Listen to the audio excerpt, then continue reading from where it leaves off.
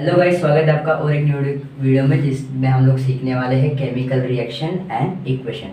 मैं सिद्धेश पर आपका स्वागत करता हूँ नैनिस्ट एकेडमी चैनल पे। अगर आपको ये वीडियोस पसंद आ रहे हैं, हमारे सेशन से जुड़ना चाहते हो तो नीचे लाल कलर का सब्सक्राइब का बटन दिया है, उसके ऊपर प्रेस करके हमारे सेशन से जुड़ जाओ।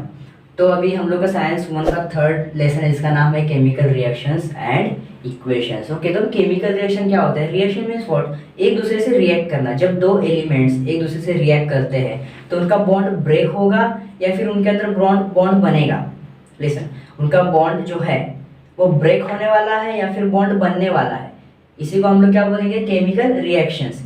और अभी ये जो केमिकल रिएक्शन होगा इसको हम लोग क्या करेंगे? कुछ तो फॉर्म में हम लोग को लिखना पड़ेगा, है ना। अगर देखो मैंने केमिकल रिएक्शन किया, वो मैंने क्या किया, मेरे को पता है क्या हुआ उसमें, लेकिन मेरे को मुझे दोस्त को भी बताना है कि हाँ देख भाई, इसमें ऐसा ऐसा होगा, तो अगर ये परफॉर्म करेगा तो इसको इसमें डेफिनेटली ऐसा होगा। तो उसको बताना है कि मेरे को कुछ तो फॉर्म में लिखना पड़ेगा। तो वो जो फॉर्म में हम लोग लिख के रखेंगे वो फॉर्म को हम लोग क्या बोलेंगे?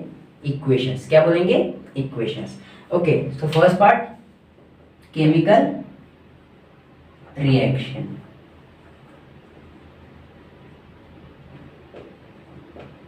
Okay, in the scientist of 18th and 19th century, 18th और 19th सेंचुरी जो साइंटिस्ट थे उन्होंने क्या किया? फंडामेंटल जो कंपोनेंट्स थे, फंडामेंटल एक्सपेरिमेंट किए। किसके ऊपर? केमिकल रिएक्शंस के ऊपर। They prove that during chemical reaction composition matter change, that change remains permanent. Okay, अभी उन्होंने कुछ एक्सपेरिमेंट किए, फंडामेंटल जो भी था प्रोसेस उसको कैरिड आउट किया और उन्होंने एक कंक्लूजन निकाला। कंक्लूजन क्या निकाला?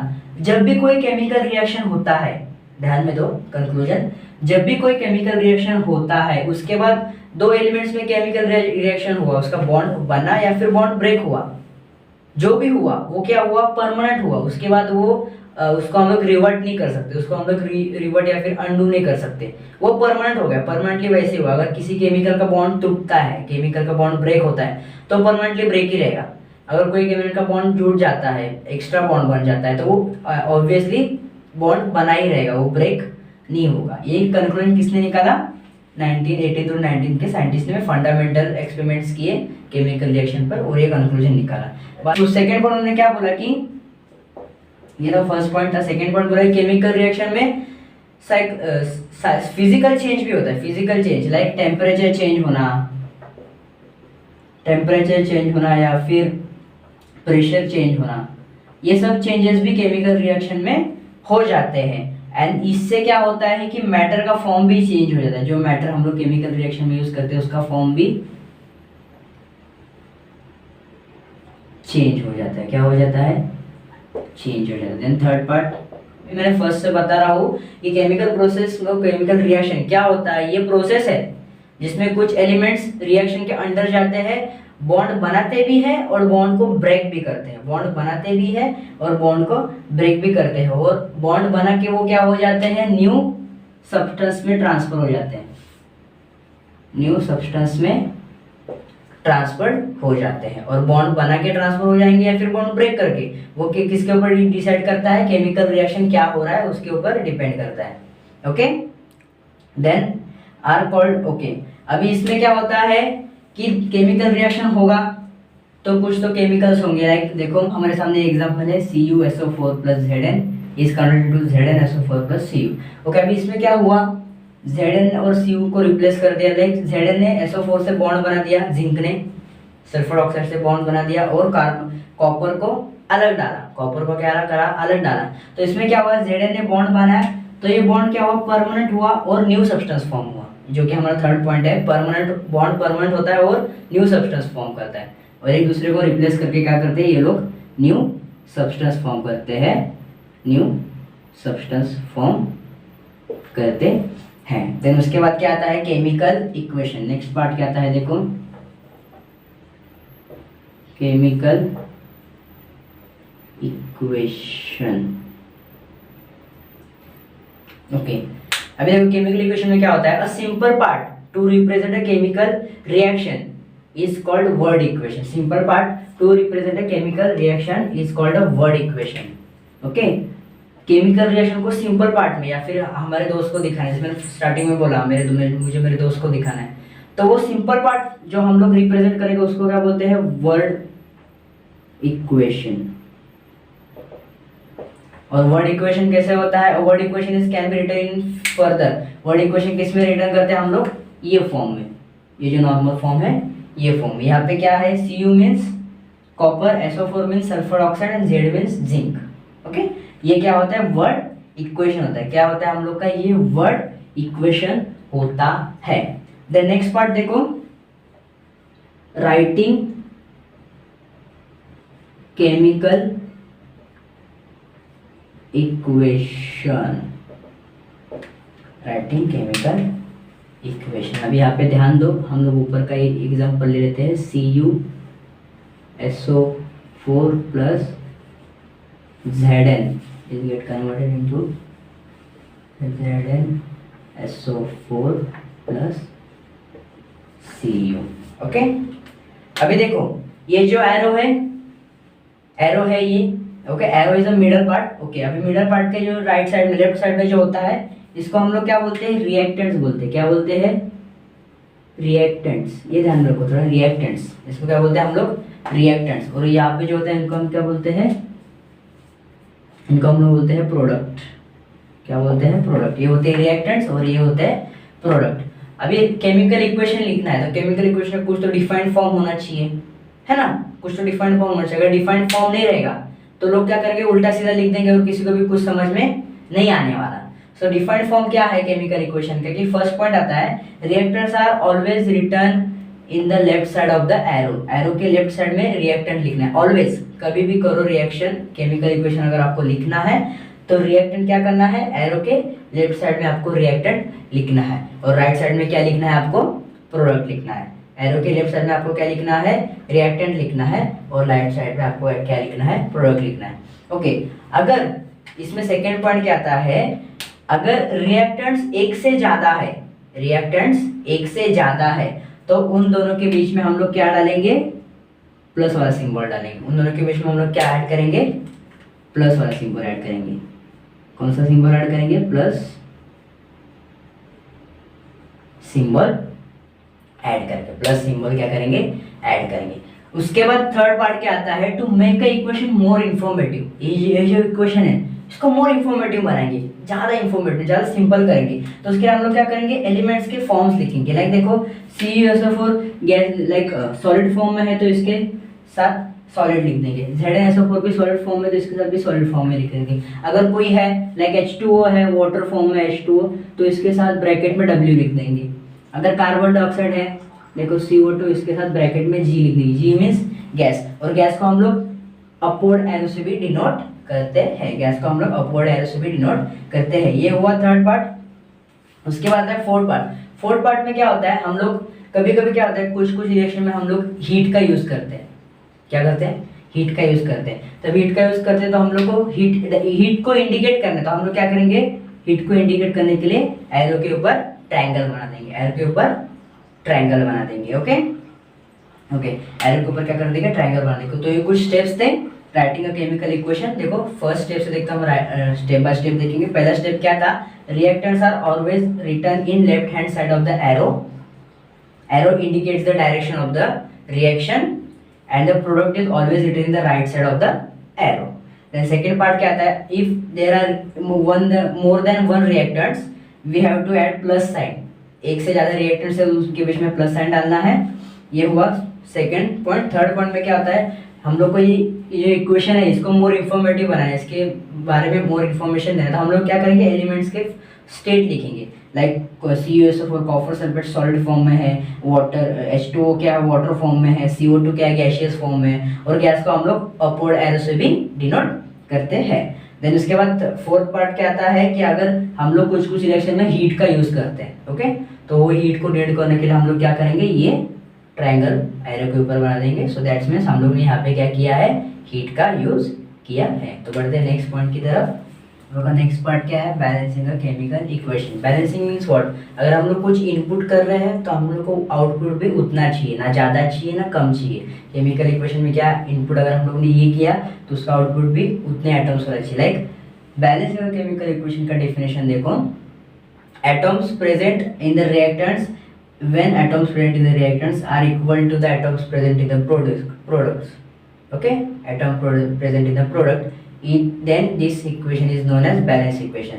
ये जो NaOH या फिर जो रिएक्टेंट्स है, इसमें जो एटम्स प्रेजेंट है, जितने नंबर ऑफ एटम्स प्रेजेंट है, अगर उतने ही नंबर ऑफ एटम्स अगर प्रोडक्ट्स में प्रेजेंट रहेंगे, प्रोडक्ट में, तो वो इक्वेशन क्या होगा, बैलेंसिंग इक्वेशन कहा जाएगा। उस इक्वेशन को कहा जाएगा, क्या कहा जाएगा, बैलेंसिंग केमिकल इक्वेशन। अभी बैलेंसिंग केमिकल इक्वेशन आपको पता चला, तो अभी हम लोग देखने वाले कि इक्वेशन अगर बैलेंसिंग है तो उसको कुछ करना तो है नहीं, अगर बैलेंसिंग नहीं होगा तो क्या करेंगे। द क्वेश्चन इज, अगर इक्वेशन बैलेंसिंग नहीं होगा तो उसके लिए हम लोग क्या करेंगे। सो लेट्स सी, अभी हमारे सामने क्या है, NaOH plus H2SO4 is converted into Na2SO4 plus H2O। ये इक्वेशन है, ये इक्वेशन बैलेंस है कि नहीं, हम लोग को पहले क्या करना है, step 1, first check whether the equation balance और नॉट। अभी हम लोग क्या देखेंगे, देखो यहाँ पे Na के एक एटम है, लेकिन यहाँ पे Na का 2 एटम्स है। Na के कितने एटम्स है, यहाँ पे 2 एटम्स है। दैट मीन्स ये इक्वेशन बैलेंस है क्या, नहीं है। तो इक्वेशन को हम लोग क्या करेंगे, first know balance equation, equation balance नहीं है। ओके, तो हम लोग क्या करेंगे, इस इक्वेशन को बैलेंस करेंगे। बैलेंस करने के लिए हम लोग क्या करना चाहिए, देखो यहाँ पे Na के 2 मॉलिक्यूल्स है या फिर 2 एटम्स है, तो हम लोग क्या करेंगे, ये फर्स्ट इक्वेशन को जो Na है उसको 2 से मल्टीप्लाई करेंगे, तो यहाँ पे भी 2 मॉलिक्यूल्स हो जाएंगे। तो हमारे इक्वेशन को कैसे बन जाएगा, 2 NaOH plus H2SO4 is added to Na2SO4 plus H2O। ये हम लोग का क्या बन गया, इक्वेशन बन गया। हम लोग क्या किया, इसको 2 से मल्टीप्लाई कर दिया। क्या किया, इसको फर्स्ट इक्वेशन को 2 से, रिएक्टेंट को 2 से मल्टीप्लाई किया, तो प्रोडक्ट में भी हम लोग का Na का 2 ये सेटिस्फाई हो गया। लेकिन उसके बाद आप देखो यहाँ पे हम लोग 2 से मल्टीप्लाई किया, तो यहाँ पे एक हाइड्रोजन भी है, यहाँ पे क्या है, एक हाइड्रोजन भी, तो हाइड्रोजन भी 2 से मल्टीप्लाई हो जाएगा। सो दैट्स मीन्स हम लोग का अभी तक इक्वेशन बैलेंस हुआ क्या, इक्वेशन हम लोग का अभी तक बैलेंस नहीं हुआ। तो हम लोग क्या करेंगे, ये जो हाइड्रोजन है इसका यहाँ पे 2 हाइड्रोजन, ओके, और यहाँ पे कितने, यहाँ पे तो मीन्स 4 हाइड्रोजन हुए, लेकिन प्रोडक्ट में सिर्फ 2 हाइड्रोजन है। तो हम लोग क्या करेंगे, यहाँ पे हाइड्रोजन को भी 2 से मल्टीप्लाई कर देंगे। तो हम लोग का बैलेंस इक्वेशन क्या बन जाएगा, 2 NaOH plus H2SO4 is get converted into Na2SO4 plus 2H2O, 2H2O। ये क्या हो गया, हम लोग का बैलेंस इक्वेशन हो गया। अभी देखो, नंबर ऑफ एटम्स और number of atoms in reactants और number of atoms in products are same है कि नहीं। देखो पहले देखते हैं Na का number of atoms in reactant, number of atoms in product. Okay, पहले Na का देखते हैं। यहाँ पे Na क्या है, देखो जरा, यहाँ पे 2 Na है और प्रोडक्ट में भी 2 Na है, means number of atom in reactant 2 and product में भी कितना है, 2 है। उसके बाद हम लोग देखेंगे, SO4 का, SO4 का क्या है, SO4 का यहाँ पे 1 है और प्रोडक्ट में भी 1 है, एक है, सेम है, कुछ फर्क नहीं है। उसके बाद हम लोग देखेंगे O का, ओके, तो O का क्या है, O का यहाँ पे 2 है, तो सेम यही पे O का 2 है, 2 इंटू मल्टीप्लाइड बाई O है ना, तो O का भी यहाँ पे 2 एटम्स है, मीन्स रिएक्टेंट्स में भी 1, 2 और एटम्स में भी 2। और उसके बाद देखेंगे हाइड्रोजन, हाइड्रोजन का भी देखो सेम, यहाँ पे 2 है और वहाँ पे भी हाइड्रोजन का 2, और ये 2 4 हो गए, और यहाँ पे हाइड्रोजन क्या हुआ, 2 मल्टीप्लाइड बाई 2 मीन्स 4, 4 और 4। अभी देखो, number of atoms in reactants is equal to number of atoms in products, ये सब इक्वल है। सो दैट मीन्स ये हम लोग का क्या है, बैलेंस इक्वेशन है। क्या है, हम लोग का बैलेंस इक्वेशन है। Okay, the next part and the last part of this video. तो वीडियो ज़्यादा लंबा नहीं खींचेंगे हम लोग, एक ना करने, इसका भी पार्ट 2 बनाएंगे। पार्ट 2 नीचे डिस्क्रिप्शन में लिंक रहेगा, वहाँ पे क्लिक करो, आपको पार्ट 2 भी मिल जाएगा। तो देखो नेक्स्ट पार्ट क्या है, टाइप्स ऑफ केमिकल इक्वेशन। अभी हम लोग केमिकल इक्वेशन लिख लिया, केमिकल इक्वेशन तो हमने लिखा, लेकिन अब इसके टाइप्स भी रहेंगे, उसको भी डिस्क्राइब करना है ना, कुछ तो टाइप्स रहेंगे, उसको भी डिस्क्राइब करेंगे। ओके, तो फर्स्ट टाइप क्या है, कॉम्बिनेशन रिएक्शन। ओके, तो focus on the word, focus on the word combination. Combination में कुछ तो कंबाइन करना, कुछ तो कंबाइन करना, कुछ 2 चीज़ों को मिलाना, 2 प्रेमियों को मिलाना, वैसे कुछ 2 चीज़ों को मिलाना, कुछ कंबाइन करना। नेम से समझ में आ रहा है। तो ये रिएक्शन में क्या होगा, कुछ तो कंबाइन होगा। So when two reactants combine to form a single product, when two reactants combine to form a single product, जब दो रिएक्टेंट एक साथ आके सिंगल प्रोडक्ट बनाते हैं, उसी रिएक्शन को हम लोग क्या बोलते हैं, कॉम्बिनेशन रिएक्शन। उसी रिएक्शन को हम लोग क्या बोलते हैं, combination reaction. Simple. Then second part, decomposition reaction. Decompose करना मीन्स क्या करना, तोड़ना या फिर डिवाइड करना टू पार्ट्स में। Okay, so when a single reactant forms a two product, when a single reactant forms a two product, जब single reactant से दो प्रोडक्ट बनते हैं उसको हम लोग क्या बोलेंगे, डीकम्पोजिशन रिएक्शन। यहाँ पे देखो हमारे पास क्या था, टू एटम्स ऑफ वाटर था, टू एटम्स ऑफ वाटर, इसको हम लोग ने ब्रेक किया तो हम लोग क्या हमारा two atoms of hydrogen and two atoms of oxygen मिले, तो इसको हम लोग क्या बोलेंगे, डीकम्पोजिशन। डीकम्पोज करना मीन्स ब्रेक करना, तोड़ देना। ओके, देन आता है डिस्प्लेसमेंट रिएक्शन। डिस्प्लेसमेंट रिएक्शन में क्या होता है, एक सिंगल एटम क्या करता है, दूसरे एटम की जगह लेके एक न्यू बॉन्ड तैयार करता है। जैसे तो यहाँ पे क्या था, कॉपर सल्फेट था, कॉपर सल्फ्यूरिक एसिड था, और यहाँ पे क्या था, जिंक था। लेकिन जिंक ने क्या किया, कॉपर को रिप्लेस किया, तो क्या बन गया, जिंक सल्फ्यूरिक ऑक्साइड, एंड यहाँ पे क्या हुआ, कॉपर अलग आ गया। तो जिंक का और कॉपर का डिस्प्लेसमेंट हुआ, सिंगल डिस्प्लेसमेंट हुआ। सिंगल मीन्स व्हाट, कि जिंक अकेला था, उसके साथ कोई अदर बॉन्ड नहीं था, जो जिंक ने इसके साथ बॉन्ड बना लिया और कार्बन को डिस्प्लेस कर दिया, तो इसको हम लोग क्या बोलेंगे, डिस्प्लेसमेंट रिएक्शन या फिर सिंगल डिस्प्लेसमेंट रिएक्शन। लेकिन उसके बाद क्या आता है लास्ट का, double displacement reaction. Double displacement reaction, इसमें क्या होता है, दो एटम्स एक दूसरे को एक्सचेंज करते हैं। यहाँ पे देखो बेरिलियम है और ये क्या है, पोटेशियम। पोटेशियम और बेरिलियम एक दूसरे को एक्सचेंज किया और जाके फॉर्म क्या बना, BaCrO4 प्लस KSO4। ये क्या बना, हम लोग का प्रोडक्ट बना। इसमें देखो ये दोनों ने पोजीशन चेंज कर लिया ना, यहाँ पे क्या था, यहाँ पे एक ही एलिमेंट ने पोजीशन चेंज किया, एक ही एलिमेंट ने पोजीशन चेंज किया और उसके कारण एक ही सब्सटेंस फॉर्म हुआ। दूसरा सब्सटेंस तो इंडिपेंडेंट था, यहाँ पे भी इंडिपेंडेंट और प्रोडक्ट में भी इंडिपेंडेंट। लेकिन यहाँ पे क्या हुआ, इन दोनों ने एक जगह एक्सचेंज कर ली और दोनों ने बॉन्ड फॉर्म किया। दोनों ने क्या किया, बॉन्ड फॉर्म किया। इसमें कोई इंडिपेंडेंट है क्या, अगर इंडिपेंडेंट होता, यहाँ पे सिर्फ K होता, तो ये डबल डिस्प्लेसमेंट रिएक्शन की जगह क्या बन जाती, डिस्प्लेसमेंट रिएक्शन। लेकिन डबल डिस्प्लेसमेंट क्यों, बिकॉज यहाँ पे इसने भी अपना बॉन्ड फॉर्म कर लिया है। ओके, तो आपको ये कंसेप्ट समझ में आया होगा। सो दैट्स इट, यही था वीडियो। और नीचे जो सब्सक्राइब का बटन दिख रहा है उसके साथ कॉम्बिनेशन रिएक्शन करो या फिर डबल डिस्प्लेसमेंट रिएक्शन करो, लेकिन वो क्लिक होना चाहिए। तो मैं मिलता हूं आपको किसी और एक वीडियो के साथ और ये पार्ट 2 के साथ। तब तक के लिए bye bye, take care and be safe.